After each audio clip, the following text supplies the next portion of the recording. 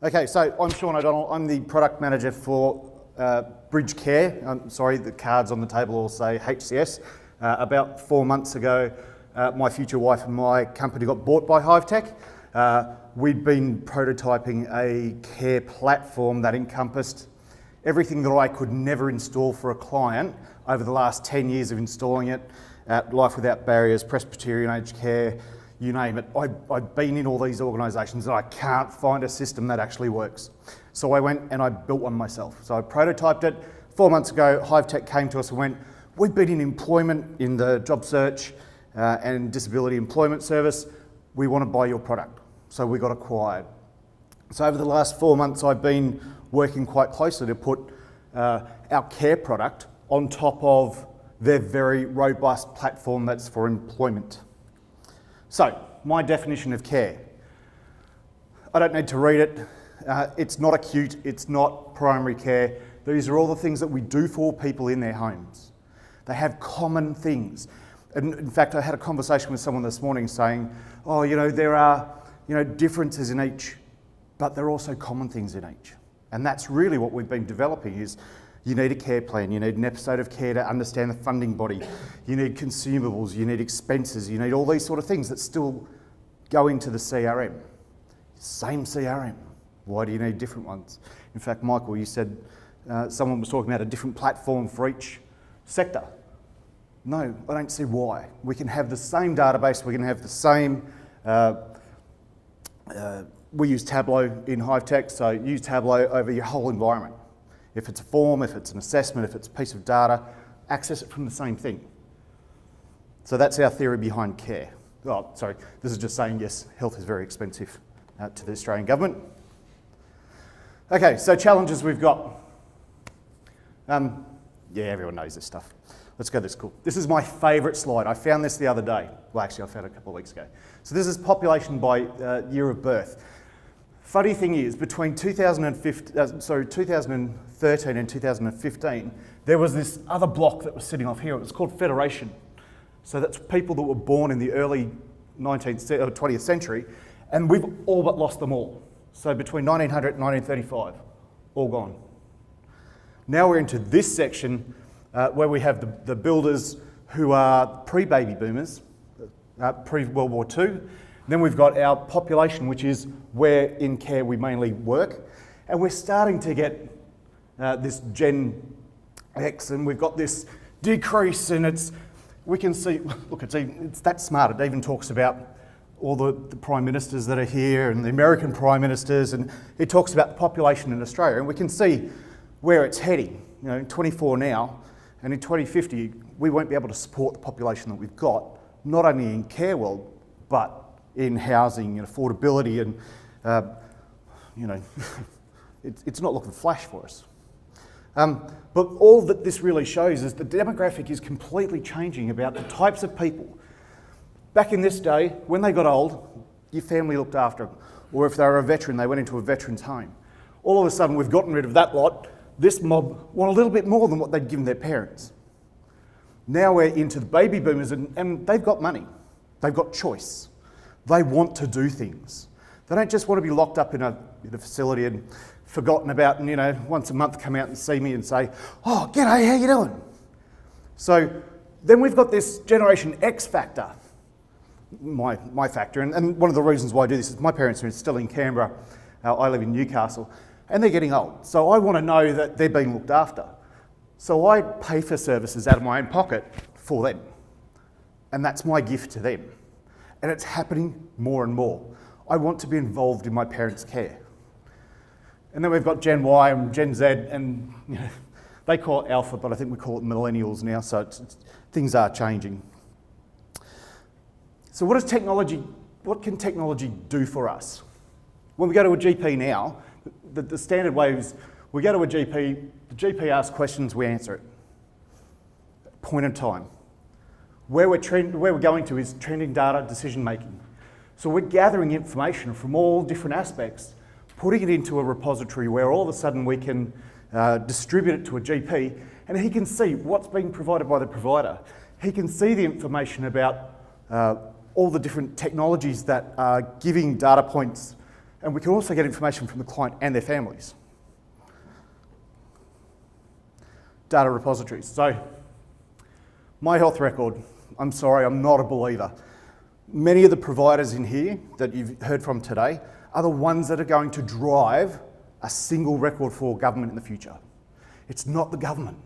The government doesn't understand how to change on a dime when all of a sudden technology enables us to go this way.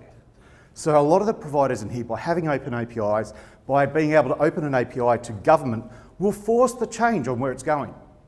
And it's going to happen, but government still hasn't realised it yet. SaaS care. You know, if you're not a SaaS company, forget it. Interpreting of data from Internet of Things. Internet of Things is everything. In the next 5 years, it will be everything.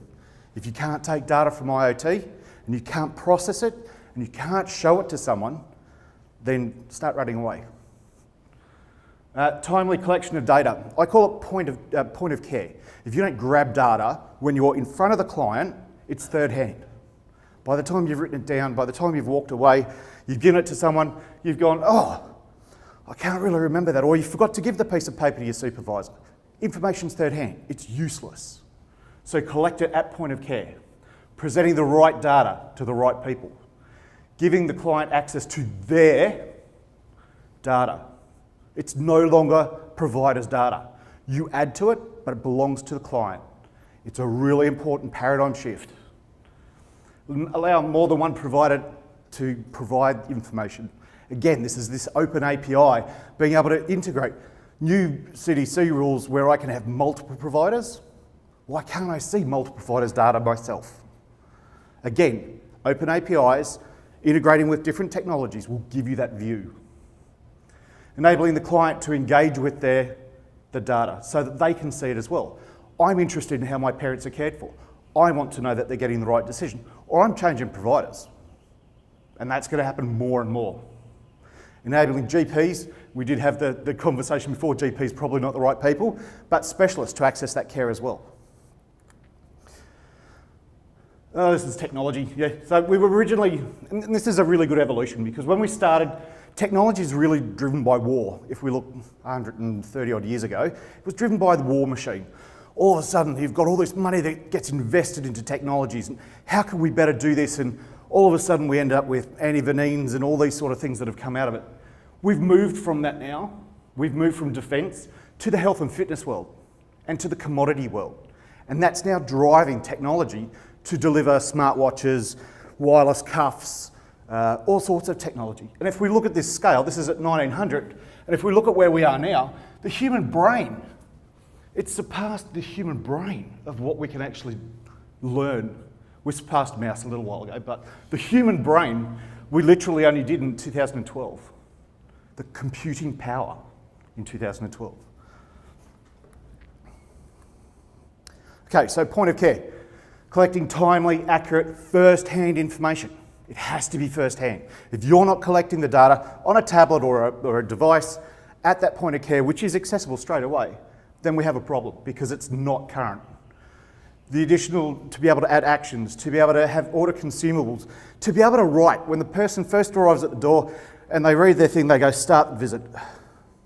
Take a deep breath. The first thing it says before you walk in there, take a deep breath.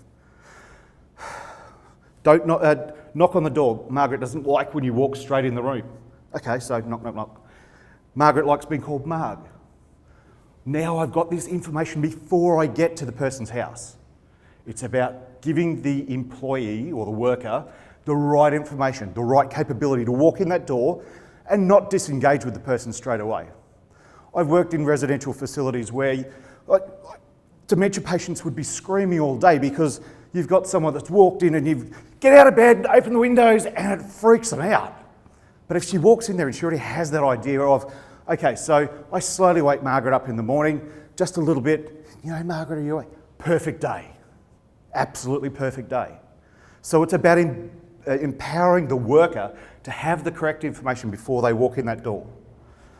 Here's this, currently the provider owns all the information, but it's moving this massive paradigm through applications, through a client portal, where they can see all their data, where they can share it with their family, where they've even got a little Facebooky type application in here to share it with their family.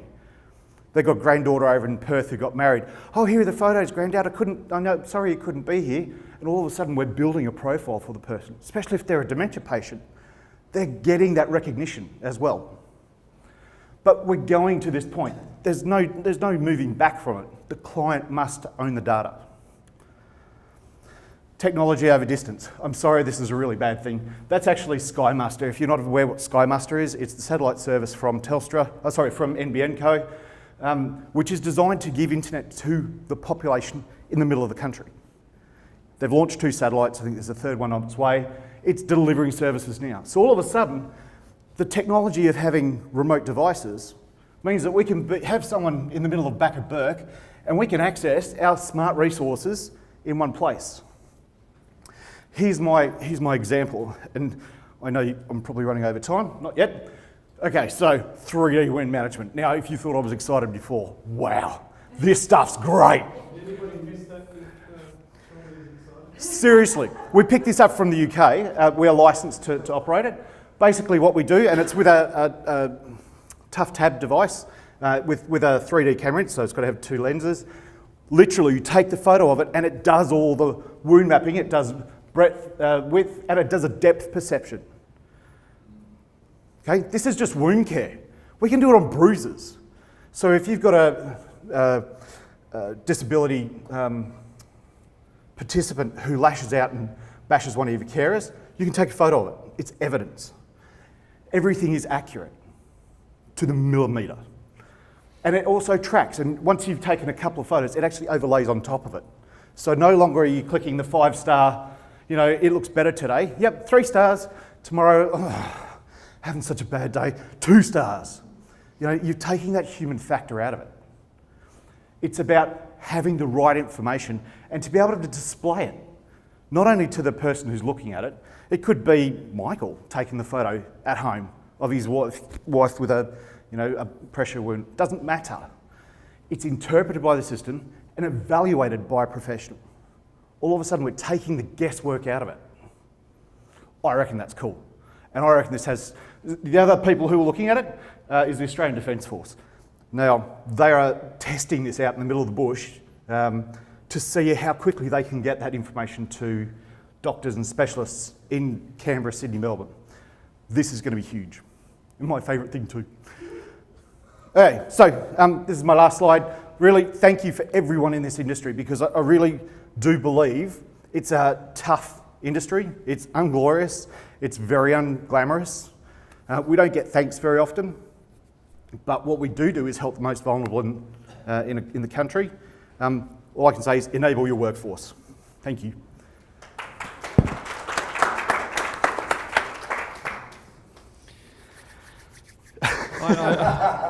I just don't know where to start with you. That's not the first time you've said that. I guess aged care is not known for innovation, and some of the things you're talking about are quite innovative and out there.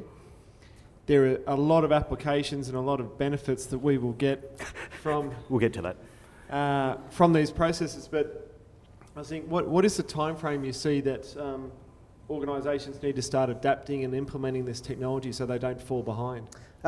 Look, it's not just Hivetec's technology. You need to start looking at all the technologies that you've seen today. You really need to start understanding where your organisation needs to be, and if it is multi-sector, how are you going to capture that multi-sector data? Can you utilise all the different applications that you've seen today to build that repository of information? You need to start doing it now. It doesn't have to be Hivetec, it doesn't have to be Mirrors, it doesn't have to be Target, which I'm very impressed with as a product. In fact, I'm very impressed with all the products today.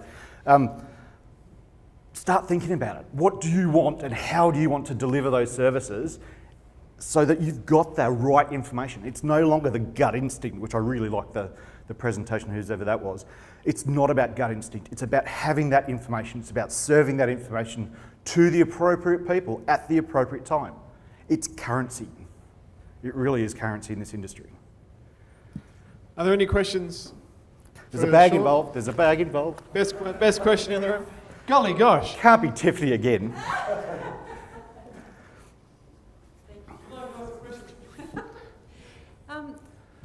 got the wound profile, that 3D wound system. That's a really good tool to use under ACFI, question 12. They have, you get funding for management of chronic wounds. Yes. We did talk about this. We did talk about it outside. The definitions of a chronic wound, the World Health Organisation define it as a wound that doesn't follow the normal healing process. And if you think about a surgical wound, it would take 7 to 10 days for the wound to be healed. So a chronic wound, by that definition, would be anything that's over a couple of weeks. Yes.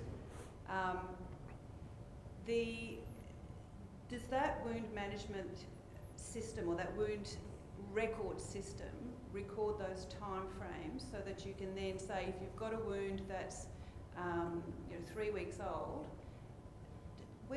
is there any flag to say, well, this is now a chronic wound, you should review your funding? There are business rules that we can set on that, Yes. but the predominancy of it is that every time you go to site to change the dressing or you go and visit the client, you take a snapshot of it.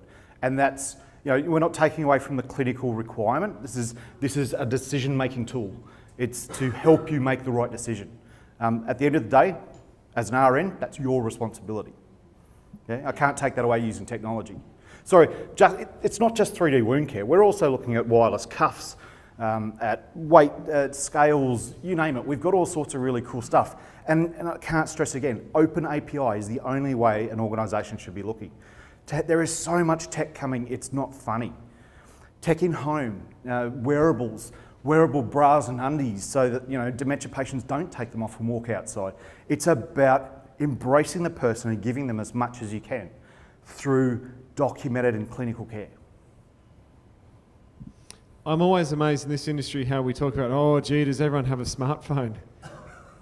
This is where we're going. This is technology. Having a smartphone is 2 years ago, 3 years ago's problem. Now it's, do you have wireless API driven hardware that you can deploy? Sean, thank you very much. Wonderful.